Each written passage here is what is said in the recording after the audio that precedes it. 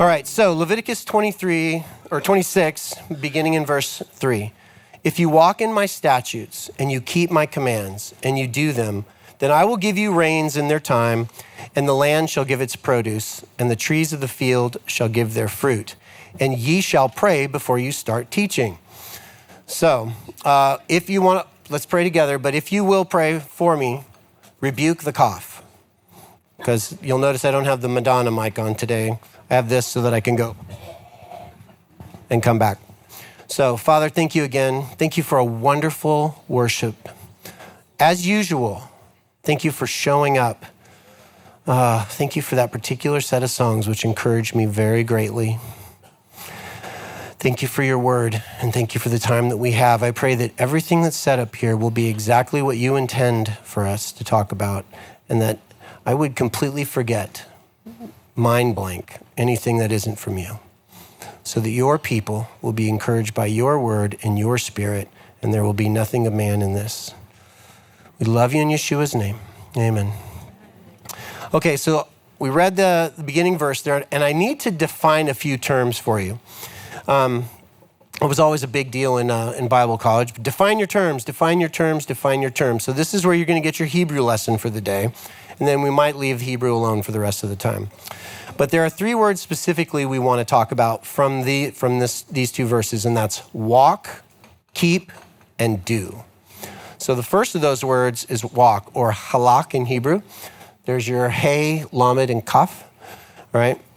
Halak, the word occurs quite a few times in the Bible. You know, you can imagine how many times the word walk appears in the Bible. But it's translated this specific way, only 193 times. And there is a hermeneutical principle that we like to try to apply when we're defining a term, and that's called the rule of first mention. And what it basically means is that to understand a particular word or doctrine, we must go to the first place in Scripture that word or doctrine is revealed and study that passage. The reasoning is that the Bible's first mention of a concept is the simplest and clearest presentation. Doctrines are then more fully developed on that foundation. And so the first mention of the word halak, or walk, is found in Genesis 3:8. You can turn there or you can look up here. All right? When they heard the sound of Yahweh God walking, there's that word, in the garden at the windy or cool or pleasant time of the day, and the man and his wife hid themselves from the presence of Yahweh God among the trees of the garden. So why were they hiding themselves? Because they had sinned, they had fallen, they had eaten the fruit, okay? But let's go back to the word walk for a second. Why was Yahweh walking in the garden? In the cool, in the breezy, in the pleasant time of the day. Do you guys know what time that is? At least at our house, it's in the afternoon, because the side that we like to hang out on is on the shade side. The house is blocking the sun. So it is a very nice, cool, breezy time of day. And Yah wanted to spend the best part of the day with his children as he was walking through the garden. And he had an appointment with them. I think they knew he was coming. They expected him. And that's why they were hiding, because they had done wrong, right? Now, before the day when they chose to disobey and not walk with him, they probably looked forward to this morning, to this meeting every single time. I mean, you would, right? If Yahweh joined us every evening and we got to sit and talk about things, talk about the good part of the day, the bad part of the day, talk about why this grows in the garden and why that doesn't grow in the garden, decide what to do about this, figure out how to deal with these people. I mean, there are so many things I could think about to talk with him each day, get a little insight. What's the plan for the weekend? What's the plan for the month? What's the plan for this year for me? So many things I would have liked about that. Well, this word also appears in Amos chapter 3. It says, do two walk together unless they have met. Now, other translations say, do two walk together unless they agree. That's probably how you memorized it. Or do two walk together unless they've made an appointment? Right. So the idea that we're getting from this word as it relates to walking in the statutes, okay, is that we can walk with him because we have relationship. We walk in his statutes because we have relationship with him. We know him. We know who he is, right? Have you ever heard somebody say, well, who came up with that stupid law? Well, that's somebody who made a rule and they didn't know who made it, right? And so they're like, well, that's a dumb idea. Who came up with that? We don't say that about Yahweh because we know him. We have a relationship with him. We're also in agreement, right? I mean, isn't that why we're all here rather than meeting somewhere else tomorrow? Because we agree with him. His statutes are good. We want to walk in them with him. We agree with you. To walk much better, they can go in the same direction if they have agreement. And then there's an appointed time, okay? They meet at set times during the day. You know, wouldn't it have been wild if the day that he came to meet with them was the Sabbath? I mean, it doesn't say that, I'm just speculating, but wouldn't it have been wild if it was the Sabbath? And here they are, they're covering themselves with something that's not him, and they're hiding from him. We're slowly learning that on the Sabbath, we get rid of all the things that aren't of him. We get ready for his coming, and we don't hide from him. We rush forward to meet with him, right? Isn't that what preparation and Erev Shabbat are all about? Yeah, that's kind of the idea, right? That's kind of the idea of walking in his statutes. We walk because we agree. We walk because we have relationship. We walk because it's time to walk with each other. I like that. You know, in the past, we might have looked at a commandment more like a stop sign, right? We know it's there. We definitely know it's there. It's kind of a pain. It's a little bit of an inconvenience to have to stop. It would be much easier just to zoom right through the intersection. And if the situation permits, we can blow it off. No cop, no stop, right? That is how we used to view his statutes, his rules, his ordinances. But we don't look at them that way. Now we get to stop. As a matter of fact, it's a privilege to stop. And I may just stop and hang out until he says go, because that would be a much smarter thing to do, right? So that's the idea of walk. Now the next term we want to look at is the Hebrew word samar, okay? It means to keep, to watch over, and to guard. And it's translated keep. This is the most common translation of that word. And this word first appears in the garden too. In Genesis 2:15, it says, and Yahweh God took the man and set him in the Garden of Eden to cultivate it and to keep it. So shortly after the man was created, Yah placed him in the garden to function in his purpose of cultivation and keeping it. That was his purpose, right? We've talked about that many times. There's a lot of things we're going to talk about today that should not be new to you, right? And this is one of them. He was put there in the garden to guard and to keep it. And what did he do? He didn't guard and keep it. There was some certain riffraff he left in. I wonder what he was distracted by. I wonder what eventually, started catching his attention so that he wasn't as interested in guarding and keeping anymore. What he was interested now is this other thing. Isn't that always a danger in our life?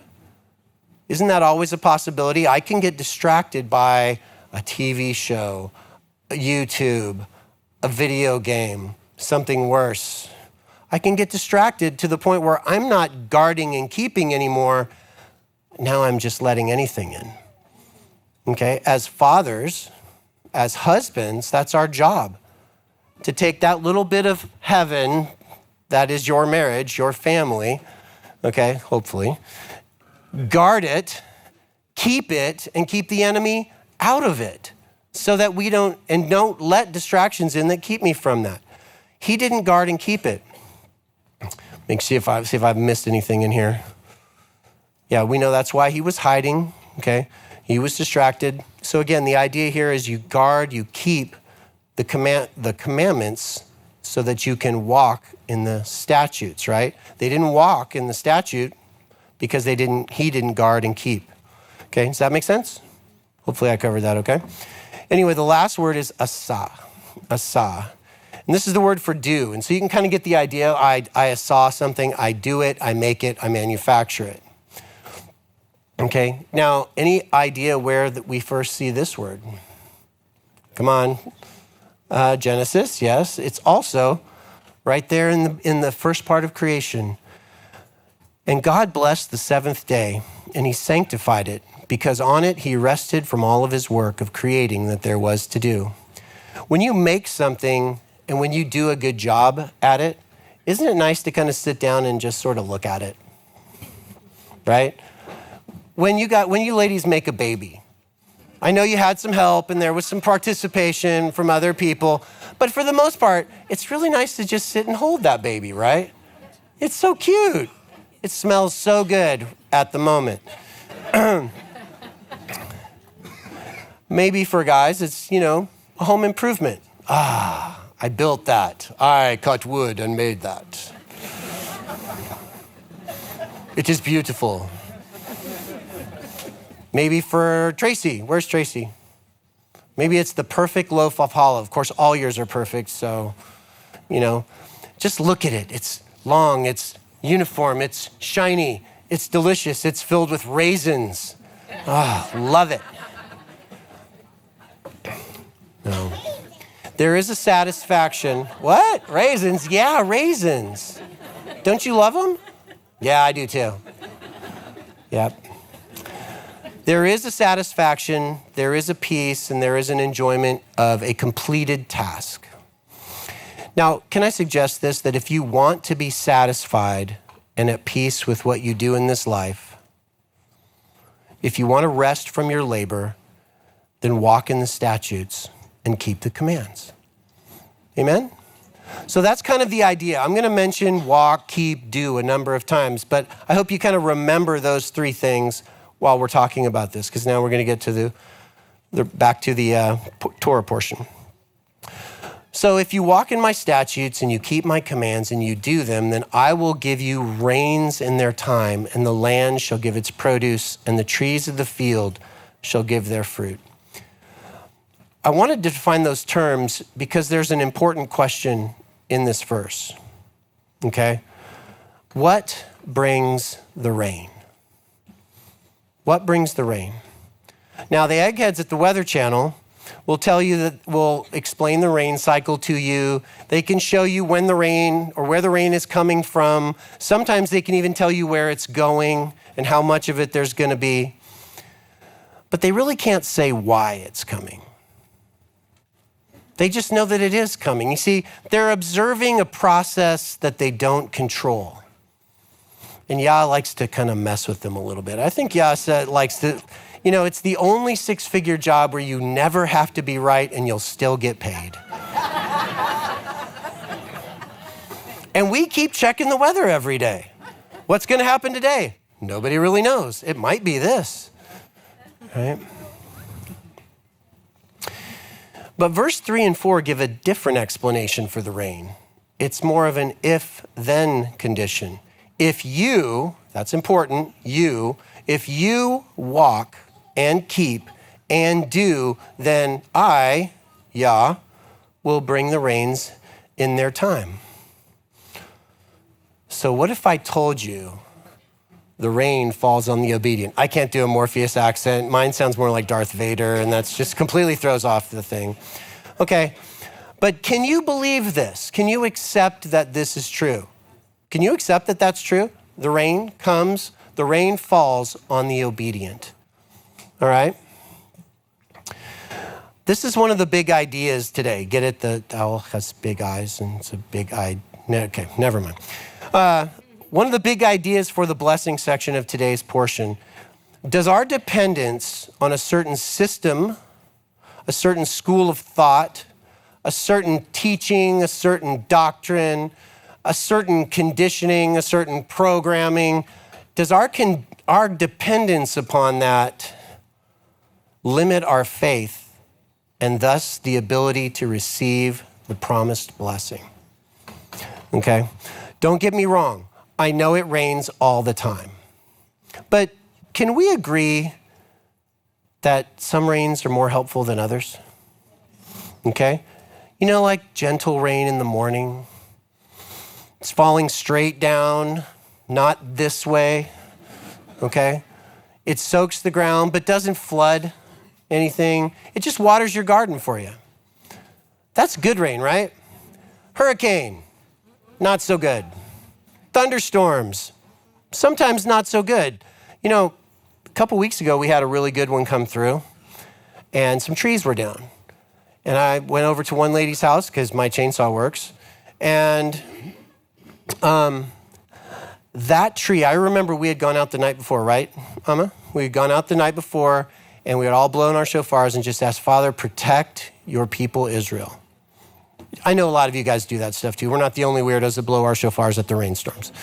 Okay, but that night, that rainstorm came to this lady's yard, and it blew this tree. And I got to tell you, that tree, even though it came down, there was not a foot any other direction that it could have fallen where it would not have destroyed something, a house, a car. You know, I got there and I was like, wow, you really, really protected your people Israel through this, okay? Not helpful rain, okay? And you even left it attached to the stump so it was easier to buck up. He was all around, it was really good. But for the most part, that's not as good. It doesn't always work that way, because I know we were driving home the other day and somebody's tree had fallen on their RV, smashed it to bits. And we've all seen pictures of, you know, I've lived through multiple hurricanes being in the South as long, you know, houses, just the roads, everything, it's a mess. That rain is not terribly helpful. And let me throw this out there too, just because my thoughts are probably not as organized upon this as it should be, but what about our access to water? How many of you have access to water? Everybody, right? I'm seeing whose hand. Mike, no water? Okay. Telma, you got water? Does Mike share? Okay, that's nice. Okay, so Mike has water, relax.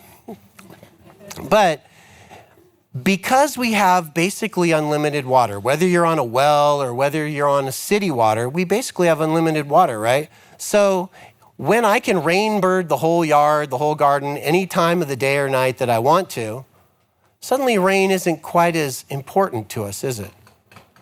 Matter of fact, sometimes rain becomes more of a nuisance. Did you say nuisance? Is that what you said? Thanks. Keep throwing words at me. I appreciate that.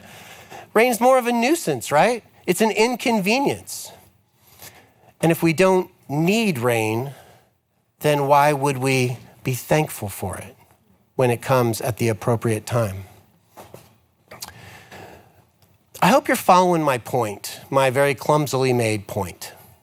All right? How we view the rain and his promises can affect how we receive the intended blessing. And this becomes a big deal when we consider that the promise isn't just rain, right? But it's rain at the right time. It's rain in its season. And who would know that better than the Creator, right? What if, okay, that rain that came was gentle rain just for you at just the right moment when the plants and the production that you're hoping for need it. I kind of think as I read that, that's the promise. How many of us really believe that that's what happens? Or we just take what we get? It's rain, thank you. You know, thanks that the tree didn't fall in the garden, thanks. You see, it's our individual responsibility to walk and to keep and to do. And I think this promise is trying to say it's your individual blessing that comes from that. And yes, your blessing might help the neighbors out. Okay, it might help the county out, depending on how Yah chooses to move. But can you receive that?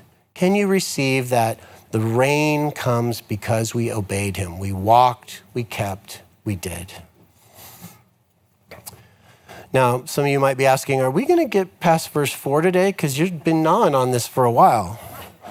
And I have been gnawing on the bone for a bit, but I think we're almost over the hump because if I do it once, I don't have to do this whole setup for every single point I'm going to make. Do it once, get past it. How about gardening? Anybody in here garden? I would imagine that almost everybody in here gardens because it's just what he seems to be doing amongst our people these days, right? Even if you're only growing a watermelon, one, you grew something. It's a good start. Okay, I do know that there's a ton of you. What's your method? What's your secret? I'm kind of a wood chip guy. Yeah, ask Serena. I've got thousands and thousands of pounds of wood chips all over her garden. I kind of like the Back to Eden method myself. That's kind of my thing. I don't know what you guys think. Maybe some of you guys are more permaculture, which is Back to Eden. It's kind of the same thing.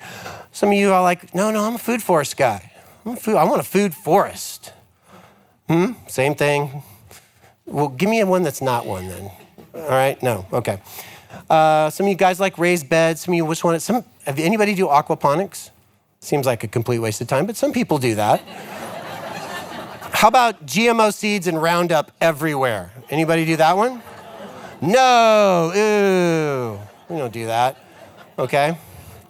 Well, what if I told you your gardening technique isn't what brings you food? Do you believe that, Tina? You do? Now, I'm probably going to still put wood chips down, mostly because I don't like to pick weeds. And eventually they kill them off. But I was challenged by this all week long. He says, if you walk in my statutes, if you keep my commands, if you do them, then I will give you rains in their time, and the land shall give its produce. Not because you bought from Baker Seeds, okay? Not because of this, not because of that, not because you use wood chips or you didn't use wood chips. Okay, some of you use Miracle Grow or you don't use Miracle Grow. Whatever you do, I hope what you're seeing in this is that it's him that brings it. And it's directly tied to walking, keeping, doing. That's where this thought is going. That's the real gardening secret. Walk and keep and do. Now, I'm going to change gears for a minute, but I think this relates. At least it makes sense to me. I was approached a couple of years ago to do a goat barn. That's the goat barn, all right? They said, can you build this? And I said, let me look into it. I'll get back with you. So I watched some videos like all people do nowadays. I watched a video on YouTube. I'm an expert. Yeah, I can build that. And that's what I did. I kind of watched the YouTube. I made a plan. I got some list of materials together. And I said, sure, I can do that. I can do that. And so the night that before I was about to go and actually start this project, that's when all the doubts started creeping in for me. All right? What if I needed bigger, pillars? I was using 6x6s, but maybe I need something bigger. What if I don't have the slope quite right on the roof? What if a really heavy snow comes and it kills all the little goats inside? That would be so sad. Because there's 3 of them in there. They live in the little apartment there. 3 girls from the city living in the country. I totally made that up. I don't think they're from the city. Anyway, so we built the goat barn. And this isn't an advertisement for services, by the way. I don't wish to build any more goat barns, okay? But while I was sitting there fussing and losing sleep over all that, you know what? He just said, stop. Just stop. If you are worried about completely the wrong thing. And I'm like, I'm worried about the wrong thing. This is all the math. This is all the stuff. I don't want to kill the goats. And he was like, if you will walk in my ways, then my promise to you is that I will bless the work of your hands. Stop worrying about the numbers and go and just walk in my ways. I'll tell you what to do. It's still standing today, by the way. And Oreo and the other 2, which I can't remember their names, are still alive. Amen. But because I listened to him on that thing, on when he talked to me like that, I actually went to work and I started having fun. And I was just like pimping this goat house out. I was trying to make it the coolest goat house ever built on earth. And eventually my boss came to me or the guy who hired me and said, listen, you're on the clock. Are you going to finish this thing sometime? Because we got other stuff to do. And I was like, oh, all right. So I quickly finished it and got on with it. But I have never forgotten that night. And I had no idea then that he would remind me of that when I started looking at this. because it's the same idea. You walk in my ways, you walk, you keep, you do, and I will bless the work of your hands. I will make sure that what you do lasts. Okay? I hadn't really thought about how much more it could be applied to, but I was thankful for that. So here's the extent of his promise. Verse 5. And for you, the threshing season shall overtake the grape harvest, and the grape harvest shall overtake the sowing, and you shall eat your food to your fill, and you shall live securely in your land. All right, now for those of you who aren't farmers, threshing is the process, it's how they process the grain. So barley and wheat are the primary crops that they grow there, and threshing is just getting the hard shell off the grain so that it can be used for bread or whatever you're going to use it for. He's saying right here that the threshing season shall overtake the grape harvest. Now, barley is harvested when? Just before Passover, right? Matter of fact, it's got to be harvested before Passover because you got a long weekend there, and you're supposed to bring some sheaves at the end of that weekend on that Sunday. Okay, that threshing season. Okay. Oh, and then wheat. I'm sorry. Wheat is then when? Yeah, late spring, early summer, depending on a lot of factors, but basically that time frame. The wheat all has to be harvested before Shavuot, right? Okay. He's saying that the threshing season, okay, so will last from spring, and if you do barley and wheat, then your threshing season will last all the way till it's time to harvest the grapes. That's a lot of time. Whack, whack, whack, throw, throw, throw, whack, whack, whack, throw, throw, throw. That's a lot of time doing that. Your barn's going to be full, is what he's basically saying out of this. And then, of course, he mentions the grape harvest there. The grape harvest shall overtake the sowing. Grapes are harvested just basically right after the wheat is done. So late summer, early fall, okay? And that processing, making two of my very favorite things, right? Grapes and wine. Oh, Bill always tells me not to talk about wine. Somehow it always finds its way in. Not my fault. It's right there. It's not my fault. Anywho, you'll be making raisins and wine until the time of the sowing. Sowing is early winter, or late winter, I'm sorry. That's when they start to put the barley in the ground and the wheat in the ground. So he's saying that not only will this take forever, but he's saying, you shall eat your food to your fill, and you shall live securely in your land. So you will always have what you need to eat if you walk, keep, and do, and your food supply will be secure. That's an interpretation, all right? I believe that's what he's saying here, because he talks about living in peace in the next verse, and we'll get to that. But I feel like one of the most important things then, and still is today, is that our food supply is going to definitely determine how well we sleep at night, right? Not only it's hard to sleep when you're hungry, it's hard to sleep when you're worried about being hungry. He says, you're going to be able to rest because I'm going to keep your food secure, not only from your enemies, that was a problem for them, they would get raided for their food from time to time, but also from pests. That's an interpretation. You are free to correct me if you are a Hebrew scholar, Jeremy. No, not. Okay. But what if I don't grow anything? How many people don't grow anything? Just out of curiosity. 1, 2, 3. 3 people. Maybe a few over here. Okay. What if I don't grow anything? And what if I don't harvest? How do I receive this promise? How do I get that? How many of us live paycheck? Wait. Before I ask this, don't raise your hand. This is a hypothetical. This is not a raise your hand question. How many of us do now or have in the past lived paycheck to paycheck? Okay, not looking for hands, just wanting you to think about this. How many of us have very little in savings? Okay, how many of us have or in the past have lived on credit cards and juggled the payments around? All right, Denise and I will raise my hand, have lived all 3 of these ways, sometimes consecutively, for a good portion of our life.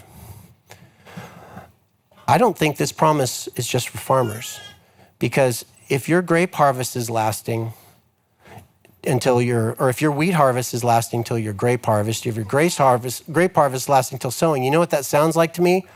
That guy's not living paycheck to paycheck anymore. There's some left over. It's kind of nice when you start walking in this walk for a while and you start saving and you start doing the things the Bible talks about financially, the Torah talks about financially, and suddenly there's stuff left over. Suddenly I have a balance in my savings account and I don't have to touch it. Suddenly things are getting better. I think that's the same promise. If you don't grow anything, but you walk and you keep and do, then what you do grow, which is money, will last. It will meet your needs. It will be there when you need it. I know this promise is real because we've been debt-free. We're almost back to debt-free. We don't use credit cards and our savings account is growing. And the more I talk to people who walk in this walk, I know that that's the eventuality. If you keep walking and you keep keeping and you keep doing, you won't keep having the same financial problems that you always did. I'm not saying you're going to be rich. I'm not saying, people are going to just walk up and, it's just what he does. This promise affects more than just food. Amen? Okay. Verse 6, and I will give peace in the land, and you shall lie down, and there shall not be anybody who makes you afraid. And I will remove harmful animals from the land, and no sword shall pass through your land.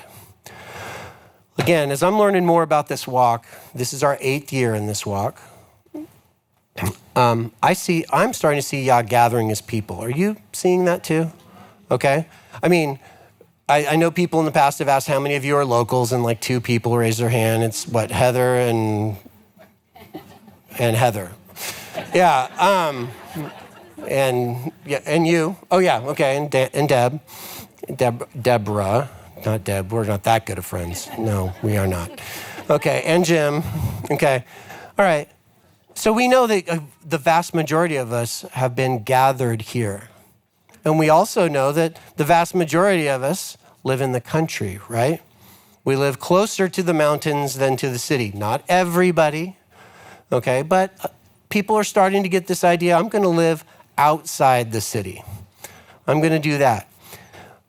It's an interesting trend, how he's calling us not only out of the cities, but to the mountains. Okay?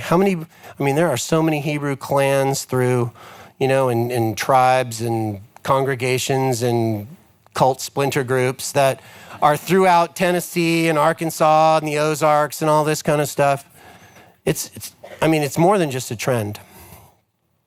Now, here's just a little bit of transparency. When we first came into this walk, we lived in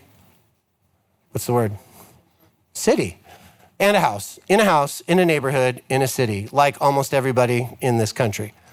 And he called us, and the first thing that happened is that she came up with this brilliant idea, we should move into an RV. And it was so much cheaper that I was like, okay, that sounds good. How long are we going to be in it? We didn't know. 6 long years. Okay, but yeah, I used it. So praise the Most High. Okay. But we lived in Enterprise, Alabama, and we ended up moving outside the city. We didn't realize that that's just where we could park our RV.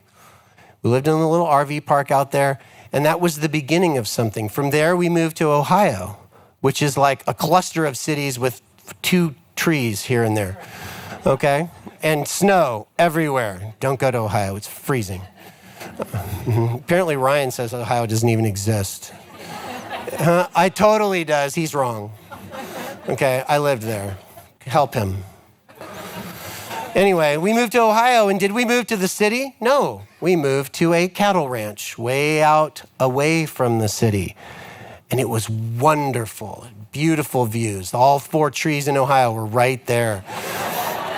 And the sunsets were awesome, and it was beautiful. And there was a lot of cows, longhorns too, a little weird. But there was a lot of cows and it was good. We were restful. It was nice, even when it snowed. And from there, we moved here. And he had us out in the deepest, darkest wilds of Calhoun. And then he moved us farther out into the deeper, darker wilds of Riceville, Athens, whatever's back there. And I'm just saying that,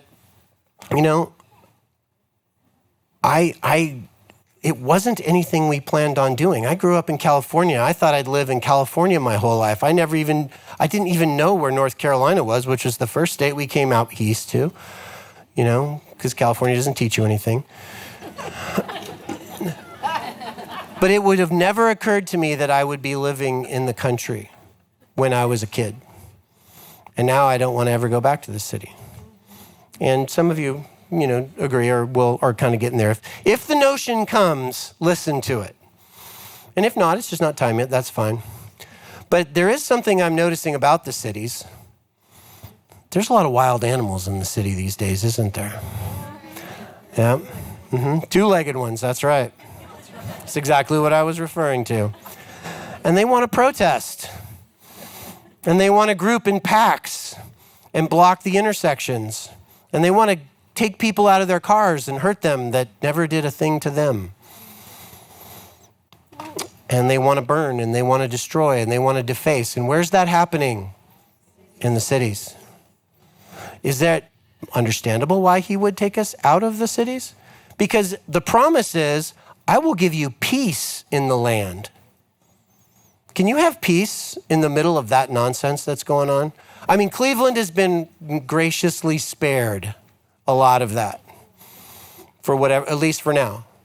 Chattanooga, not so much. Nashville, not so much. Knoxville, not so much. Memphis, not so much. Okay? But Cleveland has been somewhat spared from that. If we're going to walk and we're going to keep and we're going to do, then it's his job to bring peace to where we settle, to the land that he brings us to, because he brought us here. That's just his fault. All right? And he says, you shall lie down and there shall not be anybody who makes you afraid. Do you know the place we're living right now, the neighbor has a dog, but the dog now lives with us.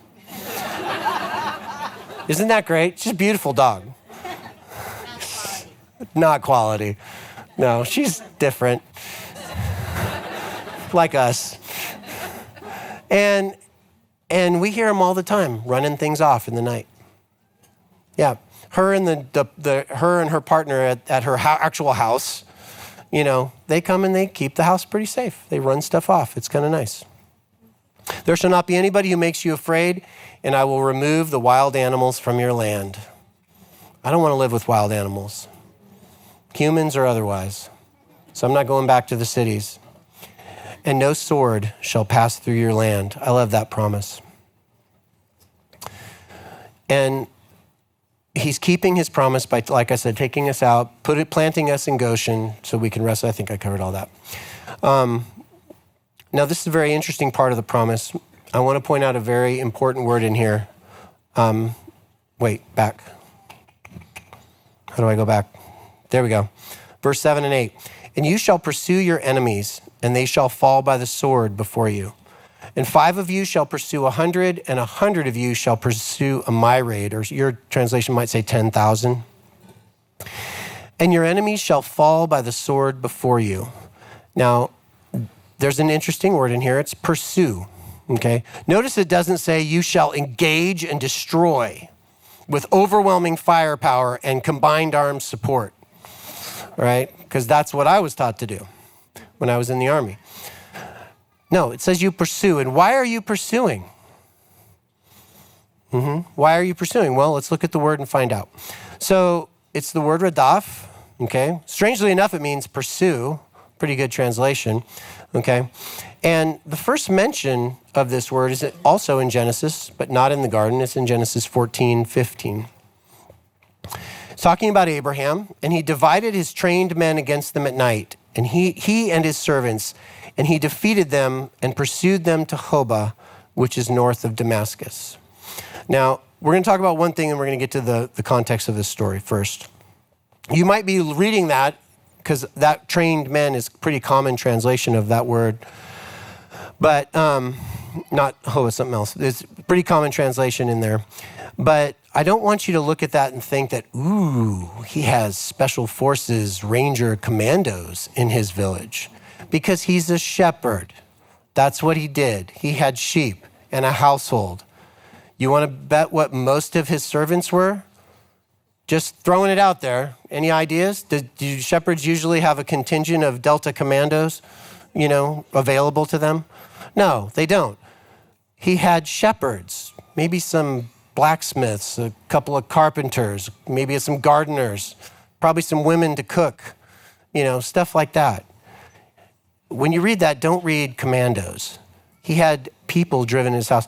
And this is what the Septuagint says. And Abram, having heard that Lot, his nephew, had been taken captive, numbered his own home-born servants, not soldiers, servants. 318, and pursued after them. So who was he pursuing? Do you guys remember this story? You guys remember it? Okay, there was an army from the east. It was 4 kings. One of them was probably Nimrod. That's up for discussion. I'm not going to make a doctrine out of it. They were so powerful, this group of kings. I'll go over one more. Where am I at? Okay. They were so powerful that they defeated 5 groups of giants, okay? The Amalekites, the Amorites, the Horites, and then they turned on the 5 kings who lived in the cities of the plains, so the Sodomites and their allies. This was arguably the most powerful army on the earth at the time, okay? And Abraham, with his 318 men, normal people like you and I, it'd be like, okay, Dennis, you're big, come with me. John, never mind. Walter, definitely you, come on. If I pick, there's 300 something people here. We'll give Tina a sword, give Joanna a sword, come on. And we'll go get them. That's kind of the same, not completely, all right? But that's what we're talking about. Who fought that battle? Yahweh fought that battle, okay? Or perhaps you would say the commander of the host of heaven, King Yeshua, fought that battle, all right? And so the promise about pursuing is that he fights the battle, you chase, okay? We saw that a lot with Joshua, right? Joshua would go line up for battle, okay? He may have had a sword in his hand, he may not have. Pretty soon they probably realized there's no point in pulling this thing out. I'm just gonna run, okay? And as soon as the hornets or the hail or the host of heaven showed up, the enemy would break and flee, and they would just walk around, take their stuff, take their stuff. Can you make the noise for me? Take their stuff. That's what this promise is about. It's not that I'm going to give you overwhelming strength to destroy your enemy with your bare hands. He fights the battle, we chase, we get the stuff. Great promise. Great one. That's why,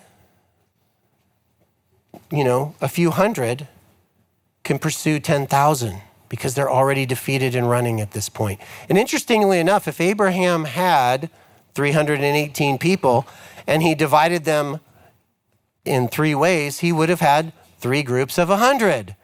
They were good for at least 30,000 at that point, Very interesting, very interesting. Now then, if we want to receive this promise, though, we kind of have to get over ourselves. This picture was taken from a website called Christian Preppers.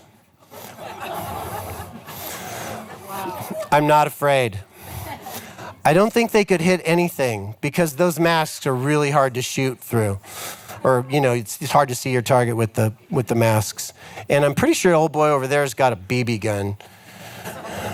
I don't think that's an AK or whatever it's supposed to be. So, if we want to receive this promise, we kind of have to get over ourselves. It's never going to be about how we're armed. Looking at you preppers. Looking at you preppers over here. All right? I know it's really cool to have big guns. And they're fun to shoot. But that's not what's going to save you. Okay? One word, guys. Drones. You'll never see it coming. Just saying. It's not about how much ammo we have. It's not about whatever skills, training, or experience we think we have in combat. This is a whole different fight. Okay? He fights, we get the stuff. All right? Can you receive that? Good. Good. So, verse 9, and I will turn to you, and I will make you fruitful, and I will make you numerous, and I will keep my covenant with you, and you shall eat old grain, and you shall clear away the old before the new. So I kind of want to zoom out a little bit and look at as we look at this promise. There is definitely a personal application to this promise, both in the physical fruitfulness that brings childbirth and builds the family, and in the spiritual fruit that brings souls into the kingdom. There's definitely that, and I don't want to ignore that, but the point I felt like he was putting it on my heart was to zoom out to congregation level. Congregation level. And numbers is always a tricky business with churches. How many people come to a church? Here's where I get in big trouble and never get invited back. Okay? Numbers or members is the single most important metric for success within the church. That's what it's all about. How many people attend your church? Because if you're successful, lots will come. If you're not successful, then less will come or none. You know, it's a good church when it's just your family. You can always afford to feed the whole church.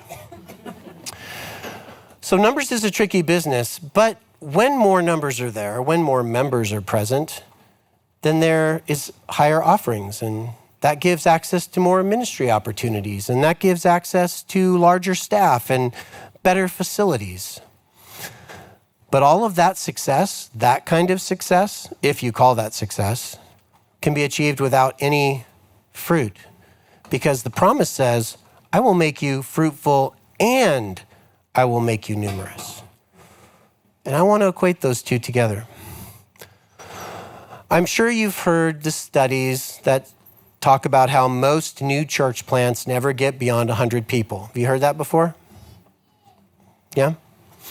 And most new church plants fold in the first few years. Have you heard that before? It's totally true.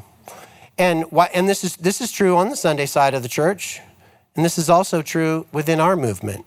There's a lot of tiny little Hebrew roots movements out there, you know, mostly because they can't agree on the name of this or the calendar of that or the whatever. Now, back in 2008, Denise and I planted a church when we were in Sunday church. We planted it down in Alabama, in Enterprise. And I can tell you that the best it ever was for us when we planted that church was when it was 20 people. About 20 people. We could all still sit around a table. I knew everyone's name. I knew everyone's family. I knew how to pray for them because I kind of knew enough about what was going on in their lives to just know how to pray. We had fantastic fellowship. It was great. It really was great. Then we started growing a little, you know. Oh, and when you're at 20, everybody's involved.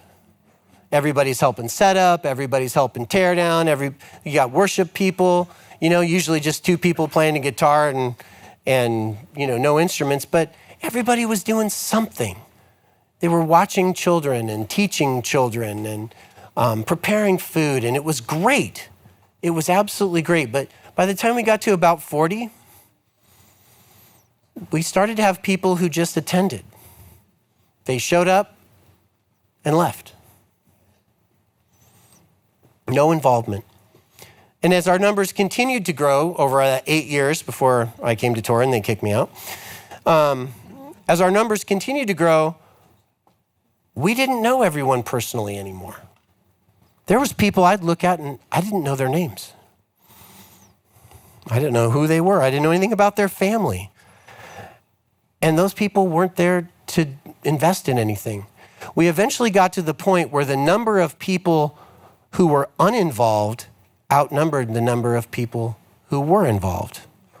And I'm going to kind of consider that fruitfulness. If you're involved, if you're serving, if you're giving, if you're investing in relationships, if you're making tight bonds, that's the fruit I think that this is talking about. That's the fruit. And the numbers and the fruit should be sort of equal. The goal is to have everybody involved and nobody just showing up and leaving. Amen. That's the idea. Whoop, click there. Now, JT is by far and away the most involved congregation we've ever attended. There is more people that serve and love and invest in relationships than we've ever seen in any of the other churches we've attended. Now, I can't necessarily speak authoritatively about this observation, but I have noticed a few things about our congregation, though. I think we are approaching the point where we have more people with no involvement than we have with people who are involved, okay? Now, some of you may know that we have almost 600 people in our tribe who are locals, who consider themselves members, and who have been assigned to a tribe, almost 600. I think they thinned the herd a little bit last week, but it's still close to that number, okay?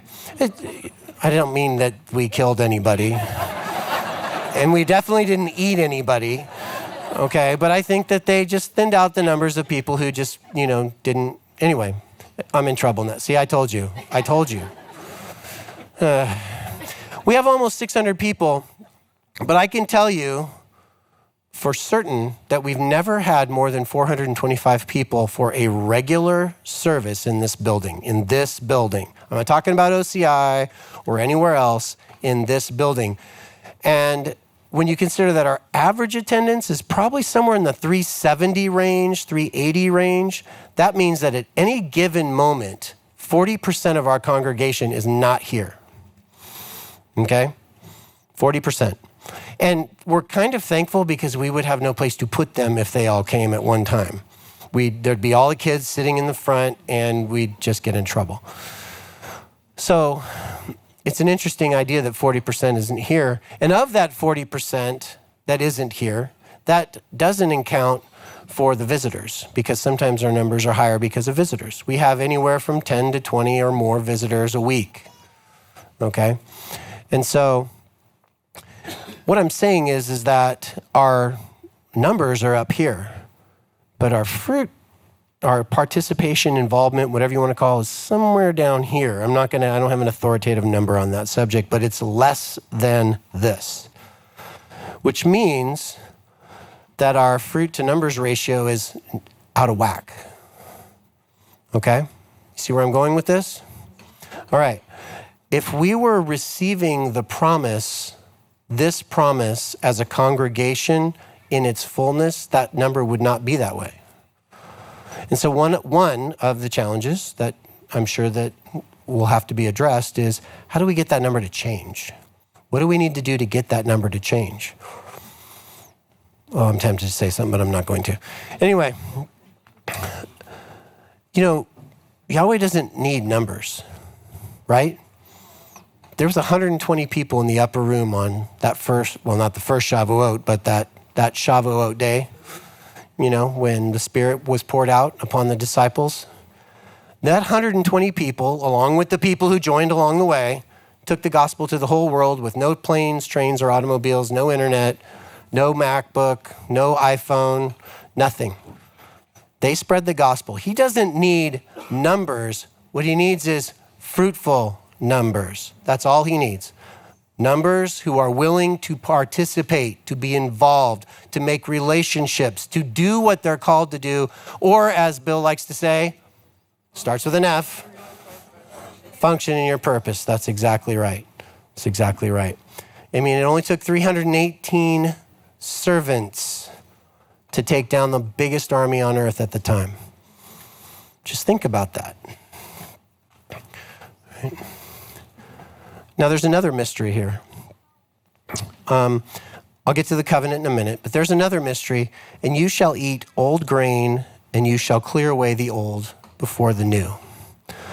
So this is an analogy, all right? I realize that the fruit that we produce in our lives, we don't eat, all right?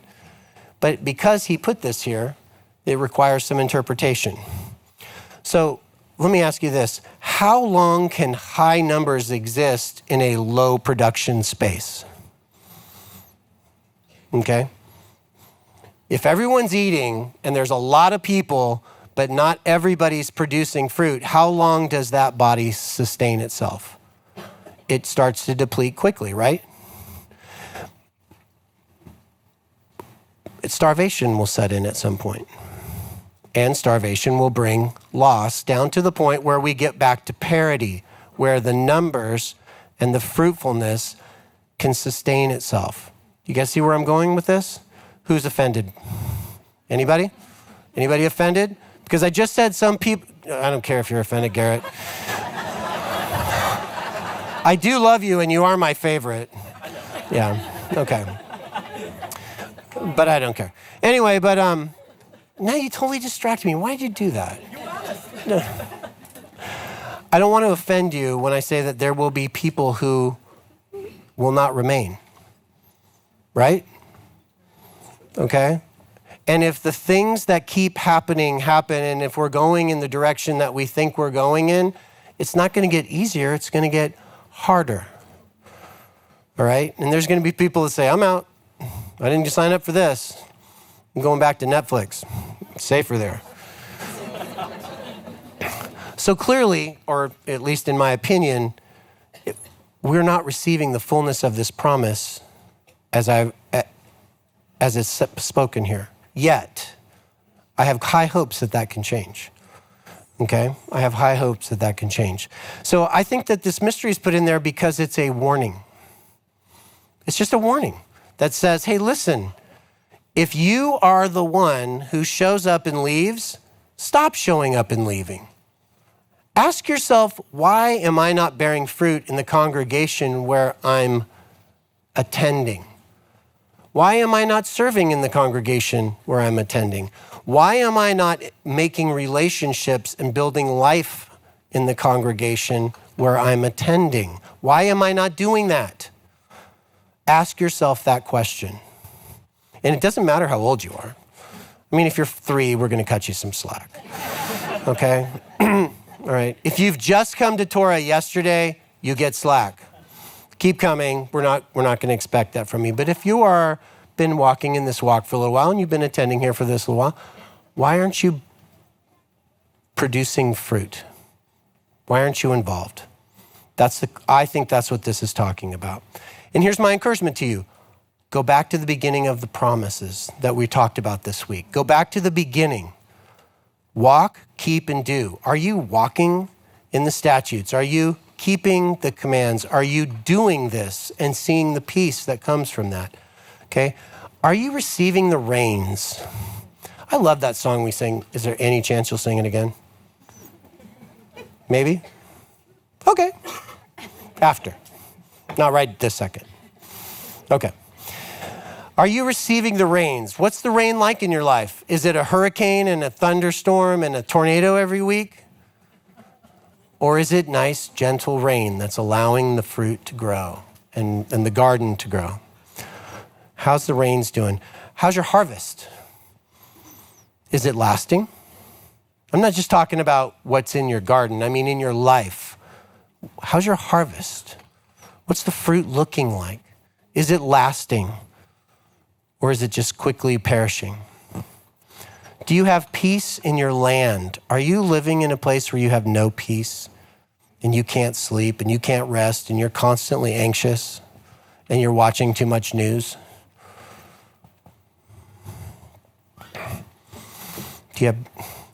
How are the wild animals in your life? You get wild animals?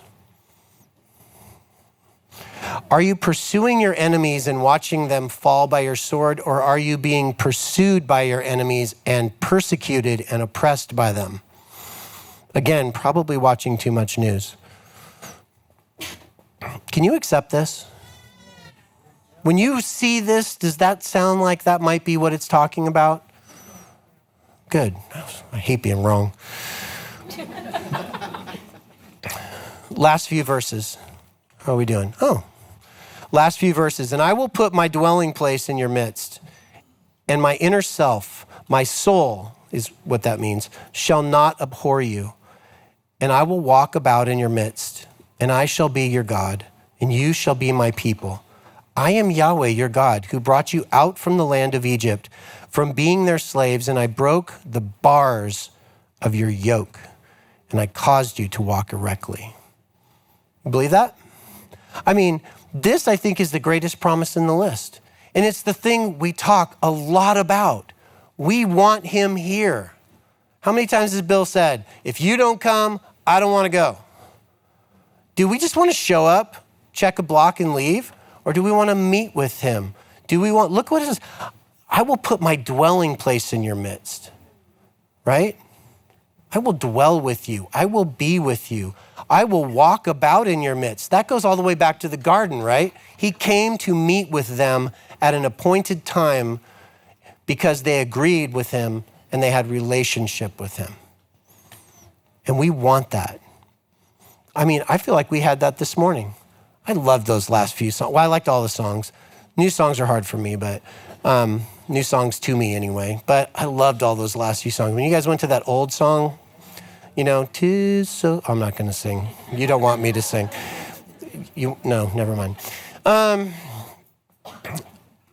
I felt like he was here this morning. Did you? Did you feel him? I mean, I'm not like trying to twist your arm here. Did you feel that way? Some of you are like, yeah, and then there's other. He was here?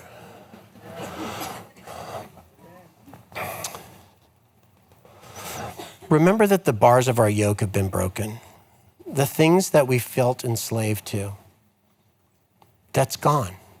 You don't have to keep walking in that. You can come here. You can serve. You can make relationships. You can build a life here. You can do that. You're free to do that because you're not a slave in Egypt anymore. He's called us out of Egypt. That's why we're leaving the cities, okay? That's why we're leaving the cities. We don't want that anymore. That's why we left some potentially poor teaching from the past. Tiptoe, okay? That's why we're not there anymore. We're here. We're not slaves of Pharaoh anymore. And we are free to receive these blessings.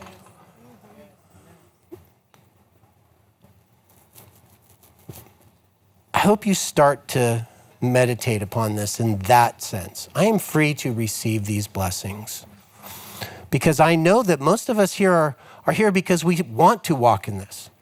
Maybe we're still working out how to do that, but we want to walk in this. We want to keep his commandments. We want to keep our house free from the enemy. We want to purge things out that don't belong. We want to watch what's coming into our eyes and our ears. We want to do those things. We may still be working out how, but we want those things. That means that freedom is real in your life. Keep following that. Amen? Believe this. What do you really believe?